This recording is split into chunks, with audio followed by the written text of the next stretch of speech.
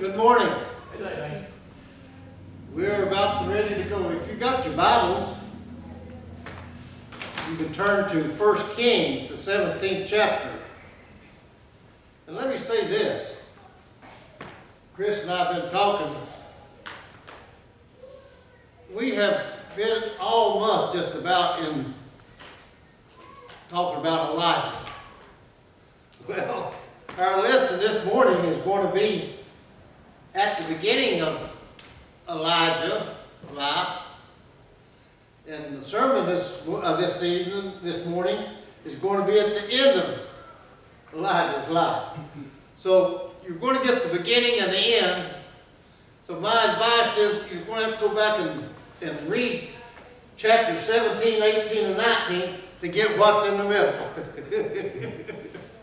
But anyway, our lesson this morning is going to be about active faith. Well, first, let's examine just what active faith is. You know, there's so much talk, so much doctrine today, that all you have to do is just believe, just have faith. But you know, if you go back and you study all of God's prophets, all of his men, like Abraham, Isaac, Jacob, Moses, Noah, Elijah, all of these prophets, all of these men, they didn't just sit around and say, well, I believe. They were doing what? They were out active. They were active in their faith. They were doing things that God had them to do. Well, we as Christians today, we are to do the same thing, aren't we? We are to have faith in Jesus Christ, but we are to also be active in his work, doing. What did he say in Matthew 28, 18 and 19? Go into all the world. Well, we're going to study today just what active faith will do to us as a Christian. If you're active in your faith, I'll guarantee you that you're going to be tested in that faith. Sometime or another, you're going to be tested through your active faith. You're going to be walking with God, but you're going to have to do things that maybe you don't feel like you want to do. But you're going to be tested. Well, we're going to see that through our testing that we have to act. We have to act a lot of time on our faith. We have to reach out. We have to go out, as the old saying is, out on a limb at times for God to do his work, to do what he says to do. Well, we're going to study this morning in our lesson about a man. He was a king. His father was Omar, O-M-I. He was a king also just before Ahab.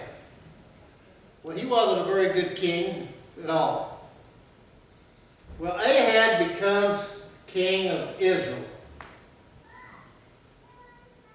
Now, we are led to believe through the writing that Ahab, when he first became a king, pretty much followed the Lord's in his work. But we know that Ahab turns to a god by the name of Baal, doesn't he? He worships Baal. And in the northern kingdom, you know, the kingdom of Israel now is split. We have what we call the northern kingdom, and we have the southern kingdom, Israel and Judah. Well, Ahab, by leaving God's grace, he turns to Baal and he constructs an altar in Baal's honor. Well, you know, God says he's a jealous God, doesn't he? Well, we see in 1 Kings 17, it opens up with Elijah defying Ahab. He goes to Ahab and he defies him. He says, Ahab has chosen a deity, Baal, who was thought to control the dew and the rain. It was a god that the Phoenicians and the Philistines and all these people worship because they were agricultural type people. And this Baal was a god that was supposed to bring rain and to bring forth good harvest to them. And this is what what Ahab had constructed an altar to. Ahab shows his foolishness. How? Because he's left God now and he's following Baal. Elijah invokes God's name. He confronts Ahab.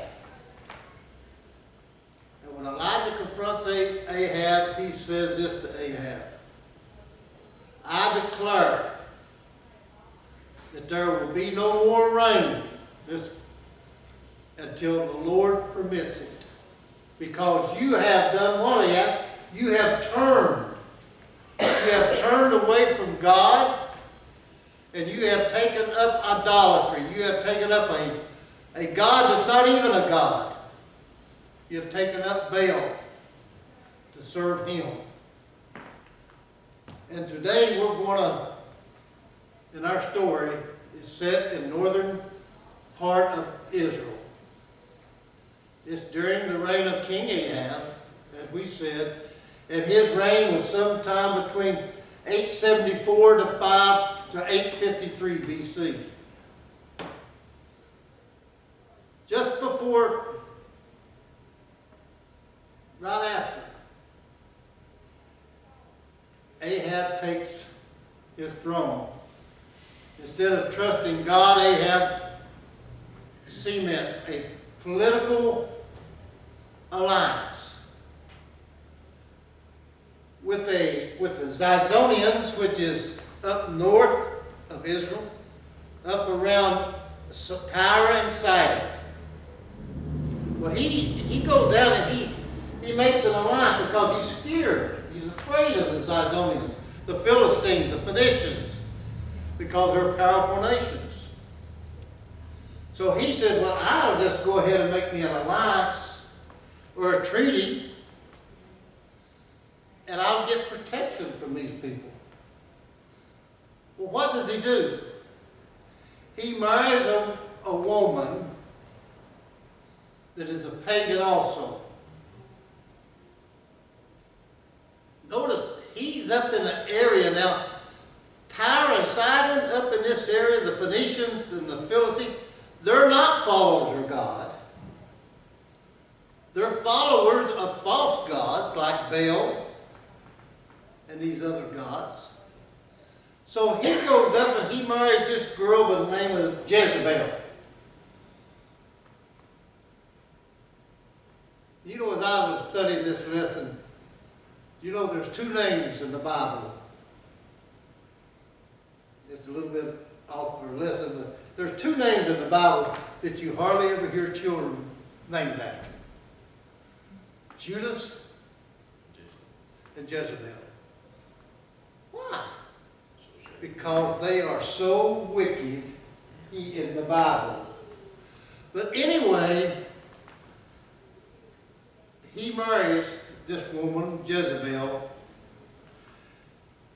and she turns Ahab's heart, turns him completely away from Israel's teachings to the Canaanite gods. Now, you know, God told his people to not to do what? Not to be unyoked, didn't he? He said, don't go out here and marry. God told his people, Israel, you don't go out here and marry these Canaanite people. It wasn't because they were what? Canaanites. It was because of what? Their religion, wasn't it? Because he said, if you do, you're going to be what? Tempted and to follow them. Well, how many times do we see, even in our own families, you see a young boy and a young girl. One might be from a Christian home, the other one might not. But 9 times out of 10, and I say this not knowing the true statistics, but that's just my opinion, that 9 times out of 10, if they get married, one of them is going to have more influence on the other one. And a lot of times you will see that that person that is a Christian, a lot of times is pulled away from the church because of the influence of their spouse. Well, this is what we see here in the life of Ahab. Even though Ahab knew what was right, even at one time in Ahab's life, he served God. The scriptures implies to us that he did, because it tells us that he turned away from God. So that implies that he did at one time in his life. But there were two things that came into Ahab's life that caused Ahab to pull away from God and go into a different direction. One was that he was fearful, he was scared of the other nations, like the Phoenicians and Sidon, and Tyre. He was afraid of them. Secondly, he married a woman that was a pagan, and she pulled her influence on him, also pulled him away from God. So Ahab had 2 strikes against him. Now he's getting ready to strike out. But these are 2 big strikes against Ahab in his life right now.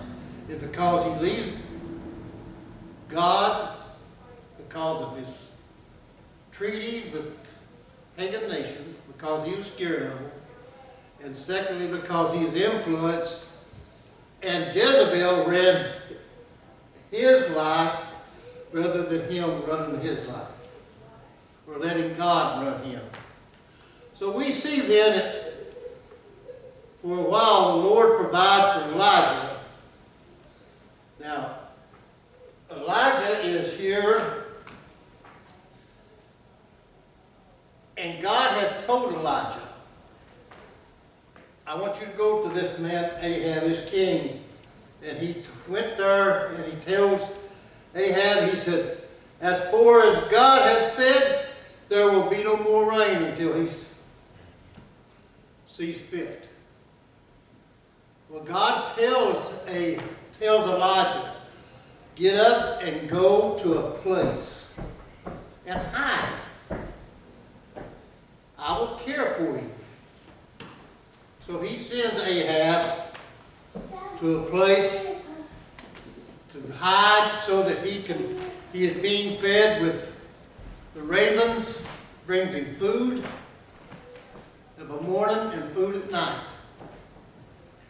And Elijah, while he's hiding, he drinks from the brook. And if you look at the map, you will see that the Jordan River, that the stream that comes off the Jordan River, this brook, Kerish, the brook of Kerish. He drinks from it, and then about 3.5 years go by. And because Elijah had told Ahab there will be no more rain or dew whatsoever. Now, let me back up and add this. Why would God use that particular thing of no rain or dew, why would he tell Elijah to go to Ahab? Keep in mind, we said earlier that the Baal, the god of these people, was what? The god of rain and dew, wasn't it? Well, God was going to show Ahab through Elijah that his power was greater than Baal. So he tells them there's not going to be no more rain. Not until I see that it's ready. So finally, Elijah is here at the brook Kerish while the ravens are feeding him, bringing him food, meat, and he's drinking from the brook. And then about 3.5 years pass. The river, the stream starts getting weaker and weaker, and finally it completely dries up. Now Ahab knows, I've got to do something, don't I? Let me ask you this. Have you ever obeyed someone or ever thought it didn't seem to make sense at the time you did it? Has anybody asked you to do something that you went ahead and did it, but at the time you thought it didn't make no sense whatsoever? I know I have. Especially when I was growing up, my parents would tell me to do something. I couldn't see any sense in doing it at all. Well, I could imagine Elijah having this type feeling. God, you've told me to go to Ahab. I've went to Ahab. I told Ahab what you said. Now you send me to this place called the Brook of Kerish, and I am to sit here under this tree and to hide myself, and for 3.5 years pass by. I don't see no benefit in it whatsoever. Why don't you just go ahead and take charge now? But that wasn't God's will, was it? God had plans for Elijah as well as for Ahab. So anyway, in our lesson today, we're going to look at two people. We're going to study about two people who obeyed God even though it didn't seem to make sense to them at all. Keep in mind, God is going to do something here that a lot of times we as Christians don't understand so much in our life. And I said earlier, the Phoenicians, the Philistines, Tyre, and Sidon were all pagan nations. They did not like Israel. They did not like God. But what does God do to Elijah? He's about to send Elijah into an area that's his enemy. So what does he tell him? He says in 1 Kings 17:8, that's where we pick our lesson up today. God said to Elijah, then the word of the Lord came to Elijah. Now, I want to say something here. It says here, the word of the Lord came to Elijah. If you read about Elijah's life, this phrase is used 4 times in Elijah's life. It's used 4 times, and it's used in 1 Kings 17, verse 2, and also in verse 8. You notice I said earlier when God said the word came to Elijah, and he told Elijah to do what? In verse 2, to go to Ahab and tell Ahab that what he's doing wrong and what is going to happen. Now in verse 8 we see here that at the brook of Kerish, when the brook dries up, that God comes to Elijah again and says, Elijah, Elijah, it's time for you to get on the move now. It's time for you to go. I've got something else for you to do now. And he says, then the word of the Lord came to Elijah. Well, I'm not going to get into the other two times, but I will tell you where they're found. In 1 Kings 21:17 and also verse 18. God tells Elijah the same thing. Elijah, it's time to go. It's time for you to do something. Well, Elijah's faith is about to be tested now. When he told him to go, he said, go at once. He didn't say tomorrow. He didn't say next week. He didn't say, I'll be back and tell you when to leave. He said, I want you to get up and go now, once, right now. Pack up and leave. I want you to go to Zarephath. Well, if you see on the map here, Zarephath is clear up here in the northern part of Canaan. It's right south of Sidon. Sidon sits right along there. Zarephath's here, and Tyre is right down here. It's all Phoenician people. They're sailors. They're vicious type people.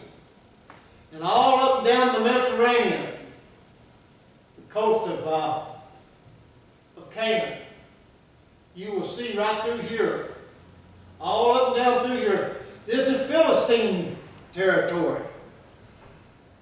They were all pagan people. Well, let me ask you something. What do we know about this region called Sidon? Well, you know, there's a king that was a very good friend of Israel. Look at 2 Samuel 5:11. It says, now Hiram, the king of Tyre, sent envoys to who? To King David, didn't he? Along with cedar logs and carpenters and stonemasons. And they built what? A palace for David. Hiram was a king, a pagan king, but yet he loved David and he loved Israel. Then we also see in 1 Kings 5:1, after David is dead and buried with the kings, his son becomes the king of Israel. And in 5:1 it says, when Hiram, king of Tyre, heard that David's, and I'm paraphrasing, that David's son Solomon became king, he had been anointed king, he succeeded his father David, he sent his envoy again to Solomon. Because he had always been, what? On friendly terms with David. And he wanted to be friends with Israel. That's why he wanted to go to let Solomon know. So we see we got some history about Sidon, even though it's paganistic. But we know in the past that it had showed favoritism, the king did, to Israel. Then God tells Elijah this. He says now, Elijah, and this is one thing through my study, it doesn't tell us how God does it. It doesn't say what he did. He just says this. And I've often wondered how it took place. But he says here, I have directed, God did, I have directed a widow there in Zarephath to supply you with food. Now, it doesn't say here, the writer doesn't, that Elijah is to stay with her, does it? It just says that she is going to prepare food for him. Two things here. God sends Elijah to a territory that is an enemy of Israel. He takes a pagan woman. How he tells her, how he directs her, we're not told. But she knows Elijah's coming, doesn't she? And he tells Elijah, I have directed, I have told this widow, I have instructed this widow there to be my servant, to supply you with your needs, your food, and your drink. So we see then that as Elijah gets up immediately, and as he starts to leave, we say that in verse 10a it says, so Elijah then went to where? Zarephath. If you look on the map at Tishbe, down here, Tishbe, up, he goes from there, he goes to Kira Brook. Then from Kira Brook, he goes all the way up to Zarephath. That's approximately about 250 miles. That's a pretty good hike, isn't it? Let's just assume for our own benefits that Elijah walked 20 miles a day. That would be what, probably a 10-day journey, wouldn't it, by foot?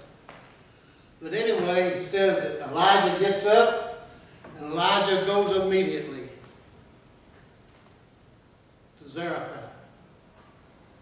Then in verse 10b, it tells us this. When Elijah came to the town gate. Now, that tells us now that the town that she's in, Zarephath, is walled, isn't it? It's got a wall around it because it's got a gate. It's protected. It says when he came to the town gate, a widow was gathering sticks.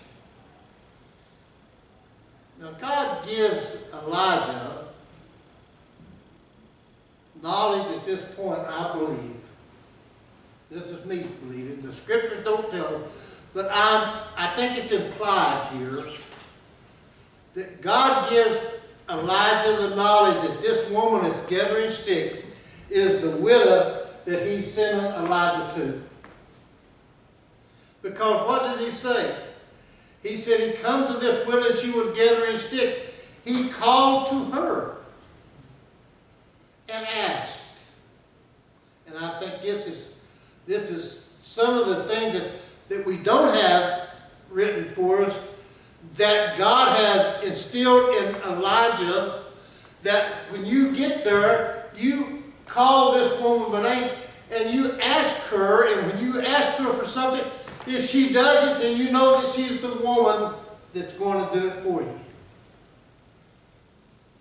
Would you bring me a little water in a jar? That's a simple thing, wasn't it? Now keep in mind, there's two customs here that we want to look at. Number one,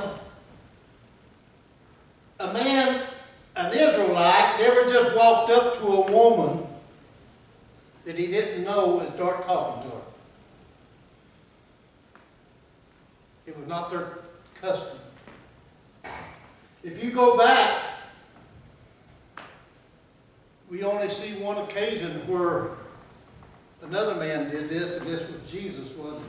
When he met the woman at the well. Remember that? The Samaritan woman? But anyway, he called to her, Elijah does, and he asked this woman, would you bring me a little water in a jar so I may have a drink? Well, if that had not been the woman that God had directed, I actually believe that she would have turned around and walked away. But since this is the woman, then as she was going to get it, get the drink for Elijah. Notice what Elijah does now. He knows she's the woman, doesn't he? Because she's turned, taken her stick, and she's going to go get the water for him. But Elijah does something else here. He said, and please bring me a piece of bread. This is important because as we see the lesson going on, here's where we see that the woman and also Elijah's faith both is going to be tested. So Elijah not only asked this woman for a drink, he's also asking her to bring him something to eat. If we stopped right here at this point in our lesson, we would not get the full impact of what the test of this woman and the test of Elijah really is in her life. That's what happens a lot of times with us in our Bible study. We will start to study something and we get halfway through it and we stop. We don't know what the outcome is. Well, we stopped right here, they would do the same thing. All we would know is that Elijah left this brook and he went and he met this woman and he asked her for a drink and some bread. That's not the lesson at all. The lesson that we're going to learn is through obedience. So we see then in verse 12 then what this woman said. Here's where we're going to get to the meat of it. This is what we're going to see, the test, and this is where we're going to see God's obedience from these people.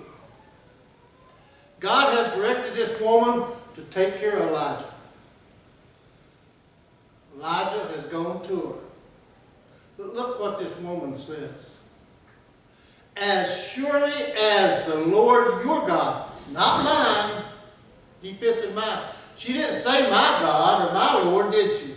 She let Elijah know that she's not a person that practices the religion that he does. But she said, as surely as the Lord your God lives, she replied, I don't have any bread. Only a handful of flour in a jar and a little olive oil in a jug. I am gathering a few sticks to take home and make a meal for myself and my son. Notice what she says here in this last part. She's expecting to die, isn't she? She knows that this is the last meal that she's ever going to be able to make for her and her son. She knows that death is right at her door. And she says, that we may eat it and die. Because she has no hope whatsoever. God hasn't told her in his relationship to her at this point that if she is obedient to him, that he's going to take care of her. He's wanting to test her too.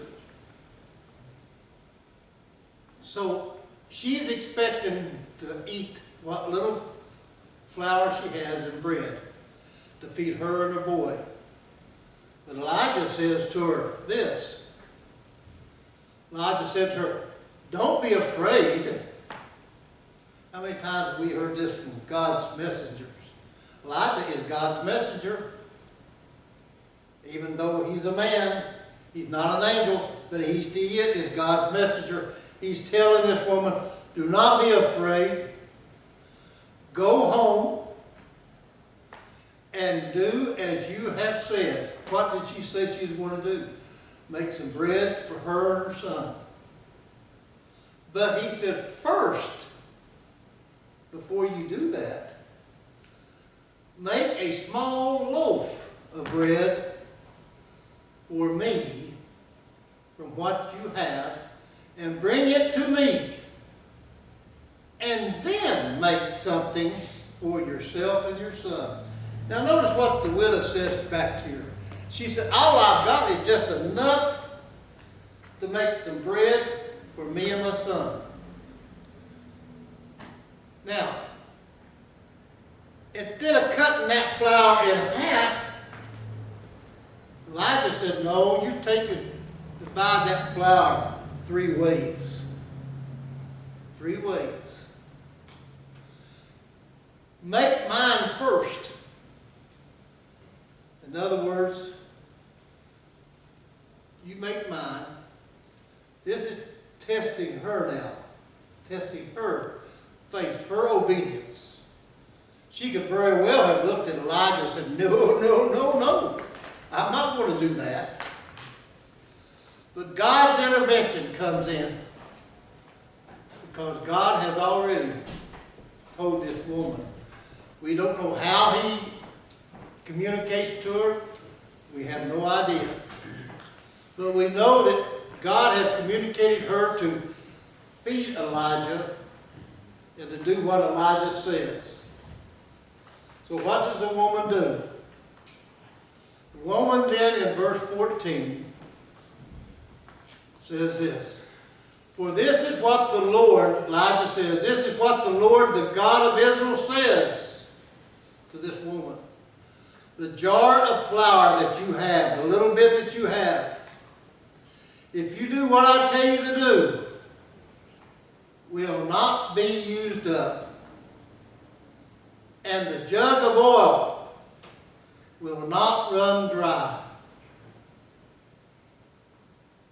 until the day. Notice he put a stipulation to it. The same thing he put a stipulation when he went to Ahab, didn't he? He said it's not going to rain, not going to rain until what? Until the Lord sees fit.